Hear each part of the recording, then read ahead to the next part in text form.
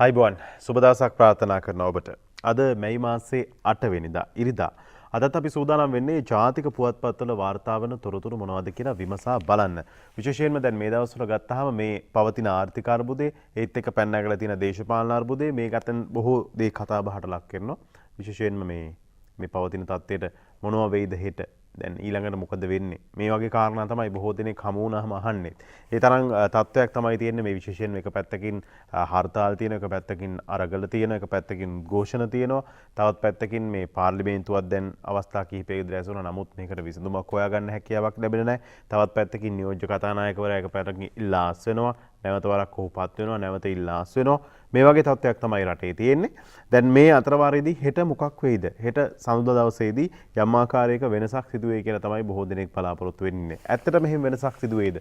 අද සතියන්ත ජාතික පුවත්පත්වල ඒ ගැන මොනවද තියෙන්නේ? අපි මුලින් මේ ගැන විමසා බලන්නයි සූදානම් වෙන්නේ. විශේෂයෙන්ම අපි බලමු සතිය ගාරුණ කැබිනට්ටුවට අස් වෙන්නේයි ජනපති කියයි කියලා තමයි වාර්තා කරන්නේ. අද තොරතුරු වාර්තා කරලා තියෙනවා මේ සම්බන්ධව කතා කරද්දී විශේෂයෙන්ම කැබිනට් මණ්ඩලයට අස් වෙන්න කියලා ජනාධිපතිතුමා කියලා තියෙනවා කියන කාරණේ තමයි අද සතිය ගරුණ වාර්තා කරලා තියෙන්නේ.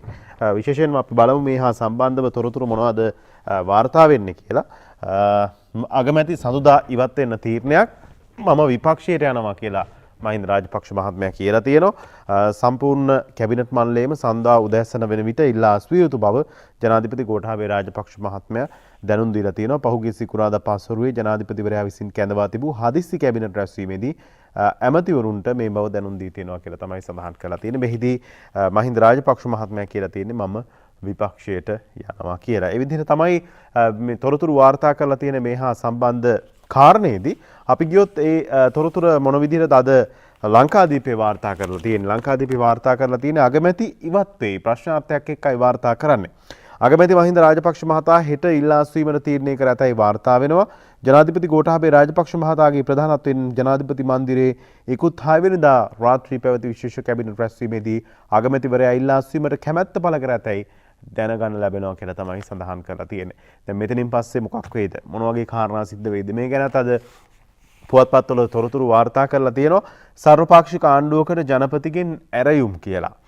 අගමැති මහින්ද රාජපක්ෂ මහතා හෙට දුරෙන් ඉවත් වීමත් සමගම ආණ්ඩුවක් පිහිටුවන ලෙස ජනාධිපති ගෝඨාභය රාජපක්ෂ මහතා විපක්ෂ නායක සජිත් ප්‍රේමදාස මහතාට ආරාධනා කරනු ඇතැයි රජයේ ආරංචි මාර්ග සඳහන් කරනවා කියලා තමයි සඳහන් කරන්නේ. සර්වපාක්ෂික ආණ්ඩුවකට ජනපතිගෙන් ඇරයුම් ඉදිරිපත් වෙනවා කියන කාරණේ තමයි අද තොරතුරු වාර්තා කරලා තියෙන්නේ. ඉතින් මේ හා සම්බන්ධව ගත්තාම සිළුමිණත් අද වාර්තා කරනවා. එක පැත්තකින් විශ්වාස භංග යෝජනාවක් පිළිබඳවත් කතා බහට ලක් වෙනවා. විශ්වාස භංගය ගැන සියලු පක්ෂ සීරුවෙන් ඉන්නවා කියලා තමයි සිළුමිණ පුවත්පත මේ දේශපාලන කාරණා පිළිබඳ තොරතුරු වාර්තා කරලා තියෙන්නේ. සමගි ජනබලවේගයේ ඉදිරිපත් කළ විශ්වාස භංග යෝජනාව ජයග්‍රහණය කිරීමට සියලු පක්ෂ සමග සාකච්ඡා කරමින් සිටින බව සමගි ජනබලවේගයේ ජාතික සංවිධායක පාර්ලිමේන්තු මන්ත්‍රී තිස්ස අත්තනායක මහත්මයා සඳහන් කරලා තියෙනවා. අපි කතානායකට කියන්නේ මේක ඉක්මනින්ම ඉදිරිපත් කරන්න කියලා. සිකුරාදාත් සජිබේ පාර්ලිමේන්තුවේදී ඉල්ලීමක් කළා. අනිත් පක්ෂත් එක්ක එකතු වෙලා අපේ විශ්වාස භංගය දිනවන්න අපි සූදානම් කියලා තමයි සමගි ජනබලවේගය කියන්නේ. දැන් එක පැත්තකින් සර්වපාක්ෂික ආණ්ඩුවකට ගියොත් හෙට අගමැතිතුමා ඉවත් වුණොත් විශ්වාස භංග යෝජනාවක් ගෙනීමේ අවශ්‍යතාවයක් නැහැ. නමුත් එතනින් පස්සේ මොන විදිහේ ආණ්ඩුවක්ද හැදෙන්නේ? මේ ගැන තමයි මේ දවස්වල විවිධ දේශපාලන පක්ෂ කතා බහ ඉන්නේ. ජනතාවත් අහන්නේ හෙට මොකද වෙන්නේ? දැන් ඊළඟට මොකද වෙන්නේ? මේ දවස්වල මොනවද වෙන්නේ? මේ කාරණා පිළිබඳ ටිකක් අවධානයෙන් තමයි ඉන්නේ. එක පැත්තකින් ආර්ථික අපහසුතාව තියෙනවා. තවත් පැත්තකින් තියෙනවා පෝලිං, ඉන්ධන ලබා ගන්න පෝලිං තියෙනවා, ගෑස් සිඟයක් තියෙනවා. මේ ආදී කාරණාත් එක්ක ජනතාව පීඩනයටපත් වෙලා ඉන්නවා වගේම රටේ දේශපාලන තත්ත්වය පිළිබඳවත් මොන වගේ දේවල් සිද්ධ වෙයිද කියන කාරණේ පිළිබඳව අවධානයෙන් ඉන්න සිද්ධ වෙලා තියෙන්නේ. ඉතින් මේ විදිහට තමයි අද පුවත්පත් තොරතුරු මේ හා සම්බන්ධව වාර්තා කරලා තියෙන්නේ. අපි ඊළඟට දිවයිනට යනවා. දිවයිනේ වාර්තා කරනවා අගමැති අස්වෙයි කියලා. ඒත් තොරතුරක් එක්ක විශේෂයෙන්ම මේක සිද්ධ වෙයිද මේ කාරණාත් එක්ක තමයි මේක වාර්තා කරලා තියෙන්නේ. විශේෂයෙන්ම මේ කාරණාත් එක්ක අගමැතිතුමා අස්වීමේ ඉඩ කඩක් තියෙනවා කියලා සූදානමක් තියෙනවා කියලා තමයි තොරතුරු වාර්තා කරලා තියෙන දිවයින ඉරිදා සංග්‍රහයත්. දිවයින ගත්තාම දැන් ඊළඟට සමහර පක්ෂ කියනවා විශේෂයෙන්ම ජනතා විමුක්ති පෙරමුණ වගේ ඒවා කියන්නේ මේ ඉක්මනට අපි මැතිවරණයකට යමු. දැන් මේකට තියෙන ස්ථිරසාර විසඳුම තමයි මැතිවරණයකට ගිහිල්ලා ජනතාවට අවස්ථාව ලබා දෙන එක මේ හා සම්බන්ධව තීරණයක් ගන්න කියලා. නමුත් මැතිවරණ කොමිසමේ සභාපතිවරයා ගැන මොකද කියන්නේ? මහ මැතිවරණයකට හොඳ පරිසරයක් මේ වෙනකොට රටේ නැහැ කියලා කියන්නේ. නව මහ මැතිවරණයක් පැවැත්විය හැකි වාතාවරණයක් රටේ ගොඩනැගී නැතයි මැතිවරණ කොමිසමේ සභාපති නීතිඥ නිමල්ජී පුංචිහේවා මහත්මයා සඳහන් කරලා තියෙනවා. එක පැත්තකින් ආර්ථිකයේ අපහසුාවක් තියෙනවා. මැතිවරණයක් තියන්න තරම් ශක්තියක් අපිට ආර්ථික ශක්තියක් තියනවාද? මේ කාරණා පිළිබඳ එක පැත්තකින් පරිසරය හොඳ නැහැ, තවත් පැත්තකින් තමයි මේ රටේ පවතින තත්ත්වය. තවත් මැතිවරණයකට යන්න තවත් මාස දෙක තුනක්වත් අඩුම තරමින් ගත වෙයි. ඉතින් මේ කාරණාත් එක්ක මැතිවරණයක් තියන්න පුළුවන් වාතාවරණයක් තියෙනවද? දැන් මැතිවරණ තිබ්බත් මේ අර්බුද වෙන කවුරු බලයටපත් උනත් තියෙන ප්‍රධාන අභියෝගය තමයි මේ පෝලිං ටික නැති කරලා අත්‍යවශ්‍ය භාණ්ඩ එක පැත්තකින් ගෙන්නන්න ඕන. ඉන්ධන, විදුලිය, ඖෂධ හිඟයක් තියෙනවා. මේ කාරණා වලට විසඳුම් හොයන්න අවශ්‍යතාවයක් තියෙනවා. දැන් මේ කාරණා ගැන කතා කරද්දී පාර්ලිමේන්තුව මේවට සූදානමක් තියනවාද? මේ ගැන දේශපාලන විචාරක කුසල් පෙරේරාගේ විග්‍රහයක් අද පුවත්පත් කිහිපයකම වාර්තා කරලා තියෙන නිසා අපි මේ පිළිබඳව අවධානය යොමු කරන්න බලාපොරොත්තු වෙනවා. අපි ලංකාදීපයට ගියොත් ලංකාදීපයේ ඔහුගේ සටහන මෙන්න මේ විදිහට තියෙන. විරෝධතා දක්වන කවුරු කිව්වත් මේ පාර්ලිමේන්තුව අන්තර්වාර පාලනයක් හදන්න බෑ. ඔහු දේශපාලන විචාරක කුසල් පෙරේරාගේ විග්‍රහය. මේ ආණ්ඩුවේ රාජපක්ෂවරුන්ගේ නිසා එහෙම ඉලක්ක කරනවා. මේ ආණ්ඩුව රාජපක්ෂවරුන්ගේ නිසා එහෙම ඉලක්ක කරනවා. එහෙම ඉලක්ක කරලා ලොකු ഘോഷාවක් හදනවා. ඒ ഘോഷාව ඇතුලේ සියලුම දූෂණ රාජපක්ෂවරුන්ට ලඝු කරලා තියෙනවා. අනිත් හොරු ඔක්කොම අතපිහදාගෙන නිකන් ඉන්නවා. වංචා දූෂණ ගැන ෆයිල් ගෙනල්ලා දිගෑරියට ඒ ඔක්කොම කතන්දර විතරයි. ඔප්පු කරපු එකක්වත් මේ වෙනකොටත් නැහැ කියලා තමයි සඳහන් වෙන්නේ. ඉතින් දැන් කොහොම වුණත් විරෝධතා දක්වන කවුරු කිව්වත් මේ පාර්ලිමේන්තුවේ අන්තර්වාර පාලනයක් හදන්න බෑ කියලා තමයි ඔහු කියන්නේ. දැන් මේ ඔහුගේම කාරණා කීපයක් මේ විදිහට අරුණ පුවත්පතත් ඇතුල් පිටුවක වාර්තා කරලා තියෙනවා. අන්තර්වාර ආණ්ඩුවකින් කන්න බොන්න ලැබෙනවද කියලා තමයි ඔහු ප්‍රශ්න කරන්නේ. ඒත් දේශපාලන විචාරක කුසල් පෙරේරා මහත්මයා මෙවැනි වගකීමක් පැවරෙන අන්තර්වාර පාලනයක් තබා මේ මොහොතේ රාජපක්ෂලා ඉවත් කර ආර්ථිකයේ වක්කීම බාර ගැනීමටවත් සූදානම් දේශපාලන නායකයන් මේ පාර්ලිමේන්තුවේ නැත. එබැවින් මේ පාර්ලිමේන්තුවේ දේශපාලන පක්ෂ විසින් විවිධාකාර උප්පරවැටි සමගින් කල්මරණු මිස වෙනතක් සිදු නොවන බව පැහැදිලිය. එබැවින් අනේක විද ජීවත් වීමේ ගැටලු වලට හසුව ඉන්නා ජනතාවට යම් සහනයක් ලබන්නට නම් විරෝධතාකරුවන් විසින් ආර්ථික අර්බුදයේ මත පතිත කළ දේශපාලන අර්බුදයට විසඳුම් ඉදිරිපත් කරමින් පාර්ලිමේන්තුවේ තීන්දුව తీරන තම අතට ගැනීමට සිදුවේ. කෙටියෙන් කියන්නේ නම් පාර්ලිමේන්තුව තීන්දුව කළ යුත්තේ කුමක්දයි පාර්ලිමේන්තුවෙන් පිටත සමාජයේ විසින් තීන්දුව කළ යුතු වන්නේය. ඒ වෙනුවෙන් මේ ഘോഷාකාරී විරෝධතාවන්ට හසු නොවන සමාජ ව්‍යාපාරයක් ගාලු මෝදර පිටියෙන් ඔවුන්ගේ ඊළඟ ප්‍රවේශයේ ලෙස ආරම්භිය යුතු වන්නේය. ඒ සඳහා ඔවුන් පොදු නායකත්වයක් ඇතිව ගාලු මෝදර පිටියෙන් පිටතට පැමිණ යුතු ඇත. සංවිධාන ව්‍යුහය කුමක් වුවත් ඔවුන්ගේ නායකත්වය දැන් ප්‍රකාශයට පත් කළ යුතු ඇත. ඒ නායකත්වය විසින් අන්තර්වාර පාලනය වෙනුවෙන් ඔවුන්ගේ යෝජනා සමාජයේ හමුවේ තැබිය යුතු වන්නේය. පාර්ලිමේන්තුව හරහා අන්තර්වාර පාලනයක් පිහිටීමේ වගකීම ඒ යෝජනා අනුව සිදු විය යුතුයයි මන්ත්‍රීවරුන් හැමට කියව යුතු වන්නේය. එවැනි ප්‍රවේශයකින් මෙපිට අන්තර්වාර පාලනයක් හැදෙන්නේ නැත. මේ දිත්ව අර්බුදයට ආසන්න සාමකාමී විවස්ථාමය විසඳුමක් ලැබෙන්නේද නැත කියලා තමයි සඳහන් කරන්නේ. විවිධ ගෝගමවල් හදාගෙන හිටියට යන්න කියලා උද්ඝෝෂණ කරාට විවිධ ආකාරයේ සංස්කෘතිකාංග ඒ උද්ඝෝෂණ භූමිය වලට ගෙනාවට මේ ඇත්ත ප්‍රශ්නෙට විසඳුමක් ලැබෙයිද? ඇත්ත ප්‍රශ්නෙට මේ පාර්ලිමේන්තුවෙන් විසඳුමක් ලැබෙයිද? දැන් පාර්ලිමේන්තුව දවස් ගණනාවක් මේ අර්බුදයත් එක්ක රැස් වුණා. නමුත් ඔවුන්ට නිශ්චිත විසඳුමක් ඉදිරිපත් කරන්න හැකියාවක් ලැබුණේ නැහැ. දැන් මේ විරෝධතා මේ ආකාරයෙන් විවිධ තැන්වල ටයර් පුලුස්සලා මේ ආදී කාරණා පිළිබඳව තියෙනවද? එහෙම නැත්නම් තවදුරටත් විවිධ සංස්කෘතිකාංගات එක්ක ගාලු මෝදර උද්ඝෝෂණයක් කරනවද? නැත්නම් මෙන්න මේ දේවල් කරන්න මෙන්න මේ විදිහට හැමදෙනාම එකතු වෙලා මේ ජනතාවගේ ප්‍රශ්න වලට විසඳුම් දෙන්න කියලා වැඩපිළිවෙලක් නැවත වරක් ජනතාවම ඉදිරිපත් කරලා ඔවුන්ට ජනතා නියෝජිතයින්ට බල කරනවා. දැන් අපිට 2.20 ලක්ෂයක් ජනතාවට පාර්ලිමේන්තුව නියෝජනය කරන්න බෑ. ඔවුන්ගේ අදහස් දක්වන්න බෑ. නිසා තමයි මහජන නියෝජිතයන් 225 දෙනෙක් අපි තෝරාගන්නේ. ඉතින් ඔවුන්ට බල කිරීමයි වඩා වැදගත් වෙන්නේ මේ වෙලාවේ. හැවුම එකතු වෙන්න මේ අර්බුදයට විසඳුමක් හොයන්න කියන කාරණේ. ඒ ගැන තමයි මේ විදිහට අද සටහනක් තබලා තියෙන්නේ. අපි ඒ ගැනයි අද මුලින්ම අවධානය යොමු කළේ. මේ අර්බුදයට ඇත්ත විසඳුමක් පේන තෙක්මානක තියෙනවා නම් ඒ තියෙන්නේ ජනතාව තමයි බල කරන්න සිද්ධ වෙන්නේ. මේ විරෝධතාව මේ අරගලයේ හරහාම තමයි බල කරන්න සිද්ධ වෙන්නේ. සියලු දෙනා එකතු වෙලා මේ ප්‍රශ්න වලට විසඳුමක් හොයන්න කියන කාරණේ. ඊළඟට අපි ගත්තාම හර්තාල් සහ අරගල පිළිබඳව අද පුවත්පත්වල තොරතුරු වාර්තා වෙලා තියෙනවා. අපි ඒ ගැන අවධානය යොමු කළොත් සිළුමිණ පුවත්පත් තියෙනවා හර්තාලයෙන් රටම උණුසුම් කියලා.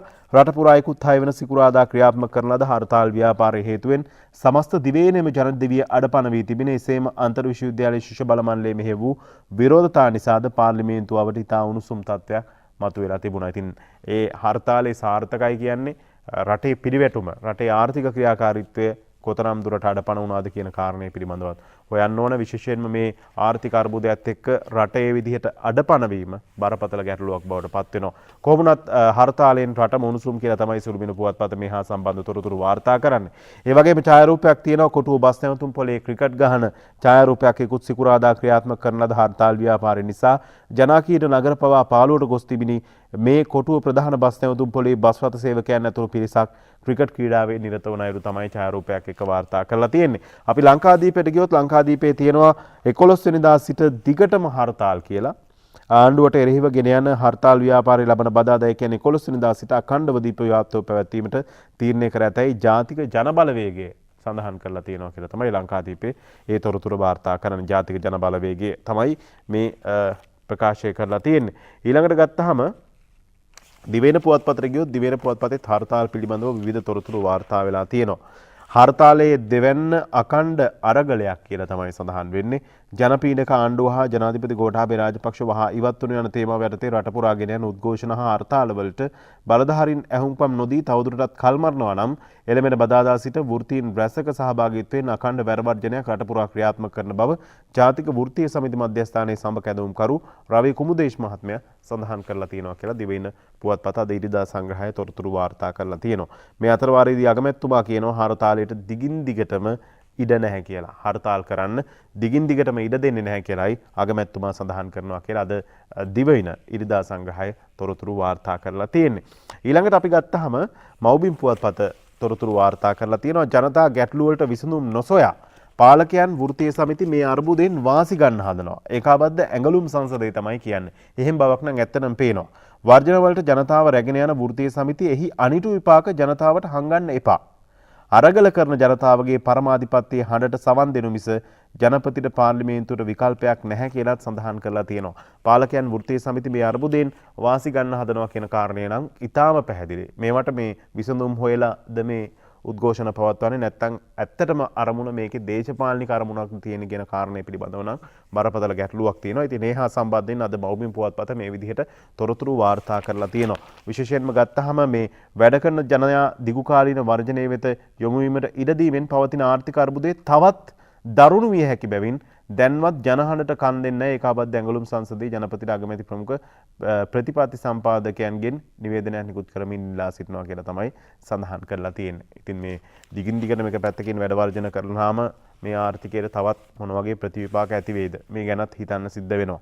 ඊළඟට අපි ගත්තාම දැන් ආර්ථික තත්ත්වය ගැන අද තොරතුරු කිහිපයක්ම වාර්තා කරලා තියෙනවා පුවත්පත්වල. ආර්ථික ප්‍රසංස්කරණ වේදනාකාරී වේවි කියලා තමයි මේ අතර වාරයේදී මුදල් අමාත්‍ය අලි සබ්රි මහත්මයා සඳහන් කරලා තියෙන්නේ.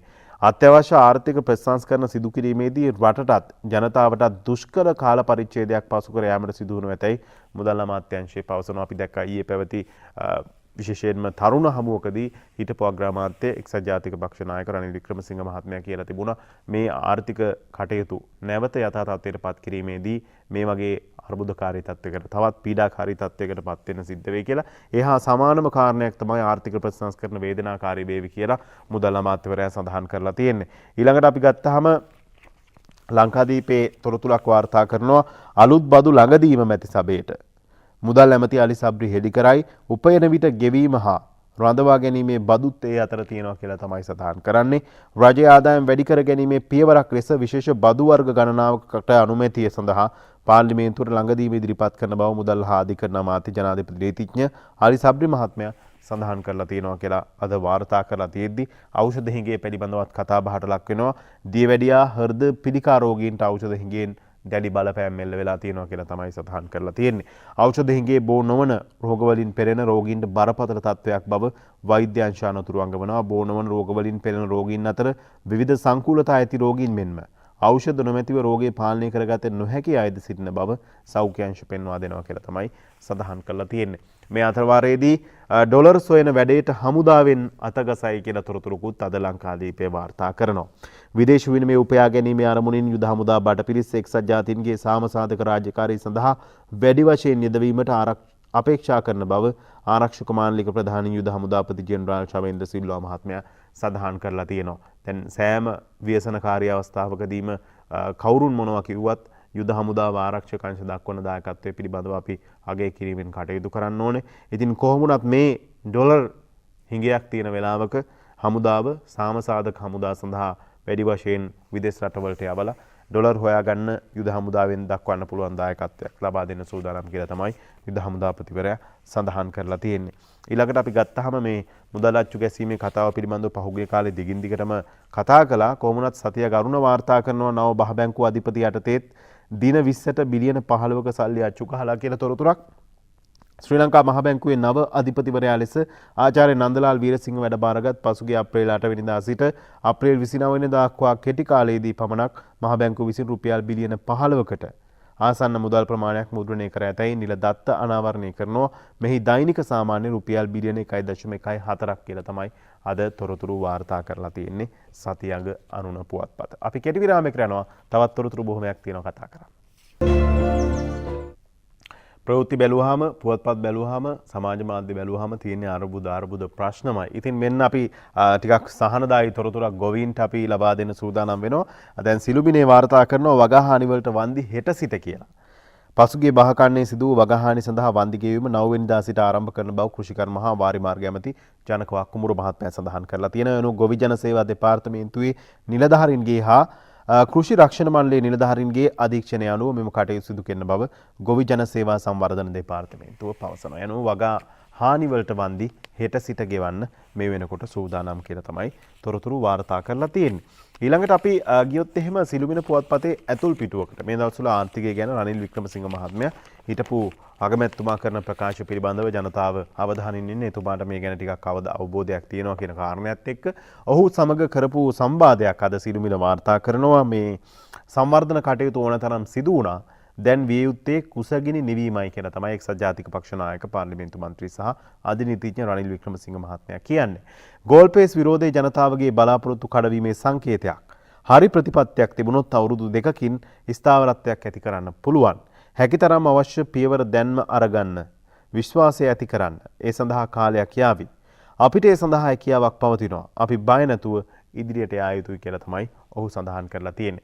මේ අතරමාරයේදී අපි තවත් ලිපියක් උපුටා ගන්නවා. ඒ සිළුමිණ පුවත්පතේම ආර්ථික අර්බුදයට නියම හේතුව යහපාලනයේ බැඳුම් කර මගට යයි කියලා තමයි මේ තොරතුරේ වාර්තා කරන්නේ. මේ සංඛ්‍යා ලේඛනත් එක්ක දක්වලා තියෙනවා මේ වගින් ඊටාම පැහැදිලි වෙනවා කියලා. විශේෂයෙන්ම මේ කොවිඩ් අර්බුදයේ පාස්කු ප්‍රහාරය මේ අතරවාරයේදී ආර්ථික අර්බුදයට නියම හේතුව යහපාලන සමයේ සිදුණු හැමෝම දන්න බැඳුම් කර මගඩිය කියලා තමයි විශේෂයෙන්ම ඩේලි නිවුස් පත්‍රයේ පළ වූ ලිපියක් ඇසුරෙන් සිළුමිණ පුවත්පත අද මේ තොරතුර වාර්තා කරලා තියෙන. ඉතින් විවිධ කාරණා ඔස්සේ තමයි අවුරුදු ගණනාවක් තිස්සේ සිදුණු විවිධ කාරණා ඔස්සේ තමයි මේ ආර්ථික අර්බුදය ඇති වෙලා තියෙන්නේ. ඒකට ප්‍රධාන හේතුවක් විදිහට බැඳුම් කර මගඩිය පිළිබඳවත් තොරතුරු මේ විදිහට අද වාර්තා කරලා තියෙනවා සිළුමිණ පුවත්පත. ඊළඟට අපි මව්බිම පුවත්පතට යනවා. මව්බිම පුවත්පතේ ප්‍රශ්න කිහිපයක් සහ තොරතුරු කිහිපයක් අපි උපුටා ගන්න බලාපොරොත්තු වෙනවාද. සජිත්ගෙන් අනුරගෙන් ප්‍රසන්න ඉල්ලපු දේ. ප්‍රසන්න කියන්නේ අමාත්‍ය ප්‍රසන්න රණතුංග මහත්මයා පසුගියදා පාර්ලිමේන්තුවට අදහස් පළ කරමින් සජිත් ප්‍රේමදාස මහතාට අගමැතිකම් බාර ගන්න, අනුර කුමාර දිසානායක මහත්මයාට මුදල් ඇමතිකම් බාර ගන්න, ඇවිල්ලා මේ පාලන කටයුතු බාර ගන්න කියන ඉල්ලීම කළා. ඒ ගැන තමයි අද මව්බිම් පුවත්පත මේ විදිහට තොරතුරු වාර්තා කරන්නේ. එන්න ඇවිල්ලා අගමැතිකම් බාර ගන්න සජිත් ප්‍රේමදාස මහත්මයාට කිව්වා. එන්න ඇවිත් මුදල් ඇමතිකම් බාරගෙන කරන්න කියලා අනුර කුමාර දිසානායක මහත්මයාට කිව්වා. ඒ ගැන තොරතුරු වාර්තා කරද්දී මව්බිම් පුවත්පත තවත් තොරතුරක් වාර්තා කරනවා. පොහොට්ටුවේ පසුපෙළ 10න් සජිත්ට අභියෝග 3ක්. පොහොට්ටුව නියෝජනය කරන පසුපෙළ මන්ත්‍රීවරු 10 දෙනෙක් සජිත් ප්‍රේමදාස මහත්මයාට අභියෝගයක් විශේෂයෙන්ම අභියෝග 3ක් ඉදිරිපත් කරලා තියෙනවා. විශ්වාසභංග යෝජනා පාර්ලිමේන්තුවට ඉදිරිපත් කිරීමෙන් පමණක් සමස්ත ශ්‍රී ලංකා වාසී ජනතාවට සහනයක් නොලැබෙන බව සඳහන් කරන ශ්‍රී ලංකා පොදු ජන පෙරමුණේ පාර්ලිමේන්තු මන්ත්‍රීවරුන් 10 දෙනාගේ කණ්ඩායම ප්‍රශ්න 3ක් ඇතුළත් ලිපියක් විපක්ෂ නායක සජිත් ප්‍රේමදාස මහතා වෙත යවා තිබෙනවා. විශ්වාසභංගයේ ජයග්‍රහණය කිරීමෙන් අනතුරුව සර්වපාක්ෂික අන්තරවාර ආණ්ඩුවකට ඔබ පක්ෂය එකඟ වන්නේද? එසේ නොමැතිව එකී විශ්වාස භංගයේ ජයග්‍රහණයෙන් පසු ඔබ විසින් ආණ්ඩුව බාරගෙන රජයක් පවත්වාගෙන යන්නේද යන්න ප්‍රශ්න කර ඇත. මේ ආර්ථික අර්බුදයෙන් රට මුදා ගැනීම සඳහා ඔබගේ දැක්ම කවරේද යන්නත් එම ලිපිය මගින් විමසලා තියෙනවා කියලා තමයි අද තොරතුරු වාර්තා කරලා තියෙන්නේ. මේ අතර වාරයේදී 225ම අද හොරු වෙලා කියලා මන්ත්‍රීවරයෙක් සඳහන් කරනවා වීරසුමන වීරසිංහ මහත්මයා. විශේෂයෙන් මේ ගැන සඳහන් කළොත් අද 225ම ඉදිරි දින කිහිපය තුළ පවතින අර්බුදයට විසඳුමක් ලබා නොදුනහොත් රට ලැබිලා කොනු ඇතයි පාර්ලිමේන්තු මන්ත්‍රී වීරසුමන වීරසිංහ මහත්මයා අනතුරු අඟවනවා. විශේෂයෙන්ම ස්වාධීන පාර්ලිමේන්තු සංසදයේ පෙරේදා කොමියුනිස්ට් පක්ෂ මූලස්ථානයේ පැවැත් වූ මාධ්‍ය හමුවකට එක්වමින් ඔහු සඳහන් කරලා තියෙනවා. ඉතින් අද 225ම හොරු බවට පත් වෙලා ඒ නිසා හොරු ගෝගම කියලා ගමකුත් හැදිලා තියෙනවා. ඒ ගැන තමයි අද තොරතුරු වාර්තා කරලා තියෙන්නේ. ඊළඟට අපි ගත්තාම අද තවත් තොරතුරු කිහිපයක් තියෙනවා. දිවයිනට ගියොත් එහෙම මේ 225 ගැන කතා කරපු නිසා 225ම අද හොරු වෙලා කියලා එක පැත්තකින් වීරසුමන වීරසිංහ මහත්මයා කියද්දී පාර්ලිමේන්තුවේ ආරම්භන තෙක් හොරු ගෝගම නැහැ කියලා අන්තරේ කැඳවුම්කරු සඳහන් කරලා තියෙනවා. පාර්ලිමේන්තුව ගාව පහුගිය දවස්වල තිබ්බ හොරු ගෝගම කියලා අලුත් ගමක් විවිධ නම් වලින් ගෝගම් හැදෙද්දි හොරු ගෝගම පාර්ලිමේන්තුව අසල තමයි තියෙන්නේ 225ටම යන්න කියලා. පාර්ලිමේන්තුව ආරම්භන තෙක් 17 වෙනිදා තමයි පාර්ලිමේන්තුව රැස් වෙන්නේ. ඒත් එක් හොරු ගෝගම නැහැ කියලා අන්තරේ කැඳවුම්කරු කියලා තියෙනවා කියලා අද තොරතුරු වාර්තා කරලා තියෙනවා. ඒ අතර වාරයේදී දුම්රියට ගිය අවුරුද්දේ බිලියන 10.3ක පාඩුවක් සිද්ධ වෙලා තියෙනවා. ඉතින් කොහොමද රටක් ගොඩනගන්නේ ආර්ථිකය ශක්තිමත් කරන්නේ? ගිය අවුරුද්දේ විතරක් බිලියන 10.3ක පාඩුවක් සිද්ධ වෙලා තියෙන එක පැත්තකින් කොවිඩ් වසංගතයත් එක්ක තවත් පැත්තකින් වර්ජන ක්‍රියාදාමය පිළිබඳ දුම්රිය ගැන කතා කරද්දී ආයේ කිසිම කතාවක් නැහැ. වර්ජනේ පටන් ගත්තොත් ඒ තැන දුම්රිය නවත්තලා යන්න දුම්රිය සේවකයෝ රියදුරෝ කටයුතු කරනවා. මේ යගේ අතර වාරයේදී ඒ වගේම දුම්රිය දෙපාර්තමේන්තුවේ අතිකාල දීමනා පිළිබඳ විවිධ කතා බහ ඇති වෙනවා. මේ සියලු දේත් එක්ක ගත්තාම ගිය අවුරුද්දේ විතරක් බිලියන 10.3ක පාඩුවක් සිද්ධ වෙලා තියෙනවා. ඉතින් කොහොමද රටේ ආර්ථිකය ගොඩනගන්නේ? ඊට පස්සේ ගත්තාම තවත් තොරතුරු කිහිපයකට අපි අවධානය යොමු කරන්න බලාපොරොත්තු වෙනවා. විශේෂයෙන්ම ගත්තාම දුම්රිය පැත්තෙන් ගත්තාම ඒ වගේම 60ට වැඩි අයට සිව්වෙනි මාත්‍රාව ලබා දෙන්න තීරණයක් අරගෙන තිනවා. මේ කොවිඩ් එන්නත් මාත්‍රාව දැන් මාත්‍රා 3ක් ලබා දීලා තියෙනවා. අවුරුදු 60ට වැඩි පුජ්‍යලයන්ට තුන්වෙනි මාත්‍රාවක් ලබා දෙන්න තමයි මේ විදිහට තීරණයක් කරලා තියෙනවා කියලා අද තොරතුරු වාර්තා කරලා තියෙන්නේ. ඉතින් මේ පිළිබඳවත් අද කරුණු වාර්තා වෙද්දී අපි ඊළඟට අවධානය යොමු කරන්න බලාපොරොත්තු වෙනවා තවත් තොරතුරකට. ඒ තමයි වෙසක් පෝදා විදුලි කප්පාදුවක් නැහැ කියන කාරණය. වෙසක් පොහොය දවසේ විදුලි කප්පාදුවක් සිදු කෙරෙන්නේ නැහැ කියලා තමයි මහජන උපයෝගිතා කොමිසම සඳහන් කරලා තියෙන්නේ. ඒ පිළිබඳව තොරතුරු අද වාර්තා කරලා තියෙනවා දිවයින ඉරිදා සංග්‍රහය. ඊළඟට අපි අද පුවත්පත් තොරතුරු අවසන් කරන්නට කාටුන් සහ කවි කිහිපයකුත් තෝරාගත්තා. විශේෂයෙන්ම මේ පවතින අර්බුදකාරී තත්ත්වය පිළිබඳව කාටුන් සහ කවි කිහිපයක්ම අද පුවත්පත්වල වාර්තා වෙන නිසා. දැන් අපි ගියොත් සිළුමිණ පුවත්පතට දැන් පහුගිය දවස්වල ජනතා විමුක්ති පෙරමුණ ෆයිල් ගණනාවක් මේ සිදුණු දූෂණ වංචායයි සඳහන් කියන ෆයිල් ගණනාවක් පිළිබඳව තොරතුරු ඉදිරිපත් කළා විශේෂ මාධ්‍ය හමුවක් කැඳවමින්. ඒ ගැන තමයි මේ සිම්පල් මෑන් අද කාටුනේ ඇඳලා තියෙන්නේ. හරි බං. දැන් කී දෙනෙක් කී පාරක් ෆයිල් ඇද්දද? ඒත් අහිංසක මිනිස්සුන්ට වෙච්ච සුගතියක් නැහැ කියලා බං මම මේ කියන්නේ. ඇත්තටම කී දෙනෙක් කී පාරක් දැන් ෆයිල් ඇද්දද? ඒත් අහිංසක මිනිස්සුන්ගේ ප්‍රශ්න වලට විසඳුමක් නැහැ කියන කතාව තමයි මේ විදිහට අද සිළුමිනේ සිම්පල් මෑන් කාටුනෙන් කියන්නේ. ඊළඟට අපි ගත්තාම අරුණ පුවත්පත. අරුණ පුවත්පතට ගියොත් එහෙම රංජිත් සීමලා පිටිය මහත්මයා ඉවත් වෙනවා, ආයෙපත් වෙනවා, ආයෙ ඉවත් වෙනවා. මේ කාරණේ ගැනත් අද කාටුන් ලියවිලා තියෙනවා. හසන්ත විජේනායකගේ හුරේරා කාටුනේ. සීමලා පිටිය අහපව් ඉල්ල ආස් වෙලා. සීමලා පිටියට පිස්සුද අපිට පිස්සුද සර්? සීමලා පිටියට පිස්සුද අපිට පිස්සුද? දැන් නියෝජ්‍ය කතානායක ඡන්දෙ ගත්තාම පැය දෙකකට ආසන්න කාලයක් පාර්ලිමේන්තුවේ පැවැතුණා. මේ සඳහා වියදමත් විවිධ තැන්වල විවිධ විදිහට ගණන් හදලා තිබුණා. 10ට විතර පටන් ගත්තු ඡන්ද විමසීම අවසන් වෙනකොට 5:01යි පාර්ලිමේන්තුවේ සෑහෙන කාලයක් ගත වෙලා තෝරාගත්තට පස්සේ නැවතත් රංජිත් සීමලා පිටිය මහත්මයා පසුගියදා ඉවත් වෙන්න තීරණය කරලා තිනවා. ඉතින් ඒත් එක්ක අහලා තියෙන්නේ සීමලා පිටියට පිස්සුද අපිට පිස්සුද සර් කියලා. අපි ඊළඟට ගත්තාම දිවයින අද කවියක් ලියවෙනවා විශේෂයෙන්ම මේ අරගල පිළිබඳ. මුල් පිටුවේම අනුරාධ හිරිපිටියගේ හර්තාලයේ මැදින් එන ජීවන රළය හෙල්ලී ගොසින් ඇත රට කරවන තලය නොනවත්තාම පෙරට මෙයයි අරගලේ මොන හස්තියක් දනගස්වයි ජනබලය කියලා තමයි දිවයින අද අනුරාධ හිරිපිටිගේ කවිය කියන්නේ. ඊළඟට අපි මව්බිම් පුවත්පතට ගියොත් මව්බිම් පුවත්පතේ දවසේ පද 4 විදුර අබේනායකගේ බල අරගලය දියවන්නා මැදුරේය අතපය ගගා තවමත් අතපත ගගා තවමත් ඝන අඳුරේය මුළු රට ඇහැරුණත් උන් නිදි පැදුරේය ජන අරගලය පිවිසුම් මග නොදුරේය කියලා තමයි කියන්නේ. බල අරගලය මොන විදිහටද ඉදිරියේදී ආණ්ඩුව හදන්නේ මේ ගැන බල අරගලය දියවන්නාව ඇතුලේ සිදුවෙද්දී අතපත ගන්නවා තාමත් මේක කොහොමද විසඳගන්නේ කියලා. මුළු රට ඇහැරුණත් මුළු රටම ඇහැරලා ඉන්නේ උන් මර දින්දේ උන් කියන්නේ උන් නිදි පැදුරේ ඉන්නවා කියලා තමයි කියන්නේ. ජන අරගලයේ පිවිසුම් මග නුදුරේය. පාර්ලිමේන්තු පිවිසුම නුදුරෙමයි ඉන්නේ ජන අරගලයේ. ඒ ගැන තමයි කියන්නේ. කොහොමුණත් මේ සතිය තීරණාත්මකයි. මේ සතියේදී මේ ගැටලුවට විසඳුමක් සොයාගෙන මේ පවතින ආර්ථික අර්බුදයට කෙටි කාලින විසඳුම් ඉක්මනින්ම ලබා දීම සියලු ජනතා නියෝජිතයින්ගේ වගකීමක්. පක්ෂ විපක්ෂ මේ ජනතාව තමන් තෝරාගන්නේ තමන්ව නියෝජනය කරන්න, තමන්ගේ ගැටලු ඉදිරිපත් කරන්න. ඉතින් මේ 225ට විශේෂ වගකීමක් පැවරනවා මේ පවතින අර්බුදයෙන් රට මුදා ගැනීම. බලමු හෙට දිනේදී මොන වගේ දේවල් සිද්ධ වේද, ඉදිරි සතියේදී මොන වගේ දේවල් සිද්ධ වේද. අපි සූදානම් මේ පිළිබඳව වගකීමෙන් යුතුව ඔබට තොරතුරු වාර්තා කරන්න. ඉතින් අදට පුවත්පත් තොරතුරු වලින් සමුගන්නවා. හෙටත් හමු වීමේ බලාපොරොත්තු වෙන්න ඔබට ප්‍රාර්ථනා කරනවා යහපත් සුබ දවසක්. ආයිබෝවන්.